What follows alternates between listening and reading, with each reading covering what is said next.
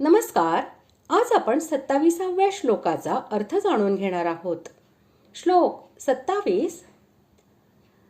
समं सर्वेषु भूतेषु तिष्ठन्तं परमेश्वरं विनश्यत्स्व विनश्यन्तै य पश्यति स पश्यति.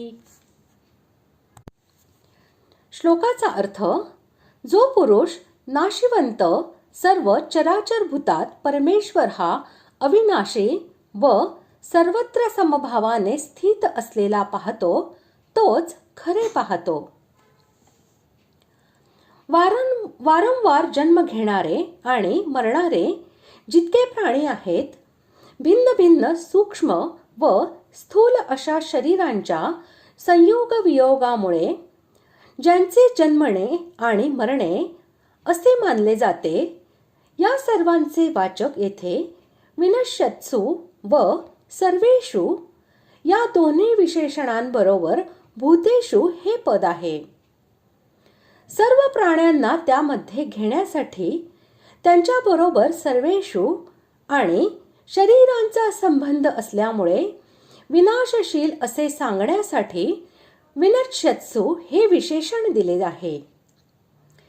येथे हे लक्षात ठेवले पाहिजे, विनाश पावणे हा शरीराचा धर्म आहे, आत्म्याचा नव्हे. आत्मतत्व हे नित्य व अविनाशी आहे आणि ते शरीराच्या भेदामुळे भिन्न भिन्न वाटणाऱ्या सर्व प्राणी समुदायामध्ये वस्तुतः एकच आहे. हीच गोष्ट या श्लोकामध्ये दाखविली आहे. येथे परमेश्वरम हे पद प्रकृतीपासून सर्वथा अतीत अशा निर्विकार चेतन तत्वाचे वाचक आहे. त्याचे वर्णन क्षेत्रज्ञ याच्या बरोबर एकता करताना याच अध्यायाच्या 22व्या श्लोकात उपद्रष्टा, अनुमंता, भर्ता, भोक्ता, महेश्वर आणि परमात्मा या नावांनी केलेले आहे. हा परमपुरुष यद्यपि वस्तुतः शुद्ध सच्चिदानंद घन असा आहे व प्रकृतीहून सर्वथा अतीत असा आहे, तरीही प्रकृतीच्या संगामुळे त्याला क्षेत्रज्ञ आणि प्रकृतीजन्य गुणांचा भोक्ता असे म्हटले जाते. म्हणून सर्व प्राण्यांची जितकी शरीरे आहेत आणि ज्यांच्या संबंधामुळे त्यांना विनाशशील असे म्हटले जाते, त्या सर्व शरीरांमधील त्यांचे वास्तविक स्वरूपभूत असलेल्या एकाच अविनाशी निर्विकार अशा चेतन तत्वाला विनाशशील ढगांमध्ये आकाशाप्रमाणे समभावाने स्थित व नित्य असे पाहणे म्हणजेच त्या परमेश्वराला सर्व प्राण्यांमध्ये विनाशरहित आणि समभावनेने स्थित असे पाहणे होय.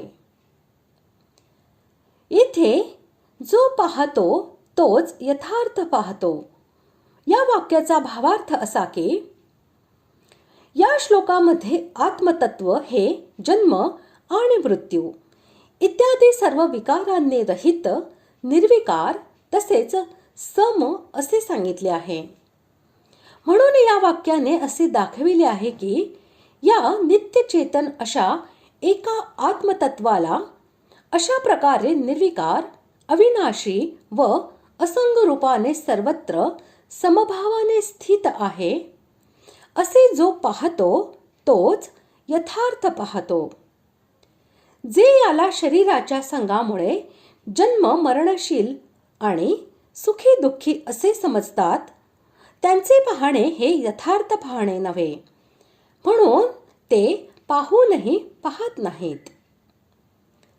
अशा प्रकारे आज आपण 27व्या श्लोकाचा अर्थ जाणून घेतला.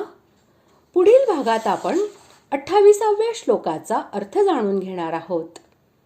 धन्यवाद.